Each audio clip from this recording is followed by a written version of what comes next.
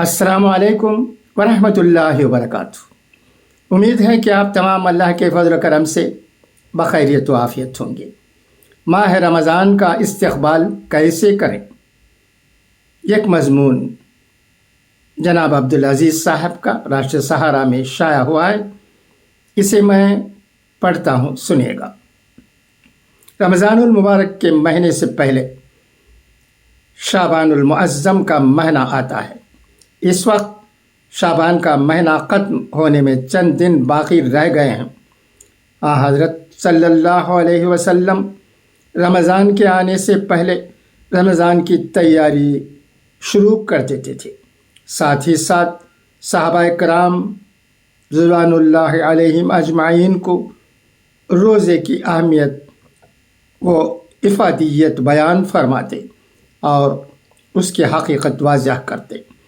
حضرت سلمان فارسی رحمۃ اللہ علیہ کہتے ہیں کہ شعبان کی آخری تاریخ کو رسول اللہ صلی اللہ علیہ وسلم نے ہمیں خطاب فرمایا، اے لوگو، تم پر ایک بڑی عظمت والا بابرکت مہینہ سایہ فگن ہو رہا ہے۔ اس میں ایک رات 1000 مہینوں سے بہتر ہے۔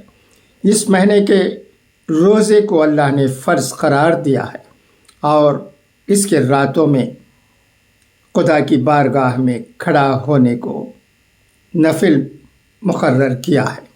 جو شخص اس مہینے میں کوئی نیکی نفل کام اللہ کی رضامندی اور قرب حاصل کرنے کے لیے کرے گا تو وہ ایسا ہوگا جیسے اس مہینے کے سوا دوسرے مہینے میں کسی نے فرض ادا کیا ہو، اور جو اس مہینے میں فرض ادا کرے گا وہ ایسا ہوگا جیسے اس مہینے میں کسی نے 70 فرض ادا کیے۔ اور یہ صبر کا مہینہ ہے اور صبر کا بدلہ جنت ہے، اور یہ ہمدردی غمخواری کا مہینہ ہے، اور وہ مہینہ ہے جس میں ایمان والوں کے رزق میں اضافہ کیا جاتا ہے۔ جس کسی نے اس میں کسی روزہ دار کو افطار کرایا تو اس کے لیے گناہوں کی مغفرت اور جہنم کی آگ سے آزادی کا سبب ہوگا، اور اسے اس روزہ دار کے برابر ثواب دیا جائے گا، بغیر اس کے کہ اس روزہ دار کے ثواب میں کوئی کمی کی جائے۔ آپ سے عرض کیا گیا، یا رسول اللہ، ہم میں ہر ایک کو سامان میسر نہیں ہوتا جس سے وہ روزہ دار کو افطار کرا سکے۔ رسول اللہ صلی اللہ علیہ وسلم نے فرمایا، اللہ یہ ثواب اس شخص کو بھی عطا فرمائے گا جو دودھ کی تھوڑی سی کسی یا کھجور پر یا پانی ہی کے یہ گھونٹ پر کسی روزہ دار کو افطار کرا دے، اور جو کوئی کسی روزہ دار کو پیٹ بھر کر کھانا کھلا دے، اللہ اسے میری حوض سے ایسا سیراب کرے گا کہ اس کو پیاس ہی نہیں لگے گی، یہاں تک کہ وہ جنت میں داخل ہو جائے گا۔ یہ رمضان وہ مہینہ ہے جس کا ابتدائی حصہ رحمت، درمیانی حصہ مغفرت اور آخری دوزخ کی آگ سے آزادی ہے۔ اور جو شخص اس مہینے میں اپنے مملوک، غلام یا خادم کے کام میں تخفیف کر دے گا، اللہ اس کی مغفرت فرمائے گا اور اسے دوزخ کی آگ سے آزاد کر دے گا۔ اس حدیث کو پڑھنے سے روزے اور رمضان کی اہمیت سے آگاہی ہو جاتی ہے۔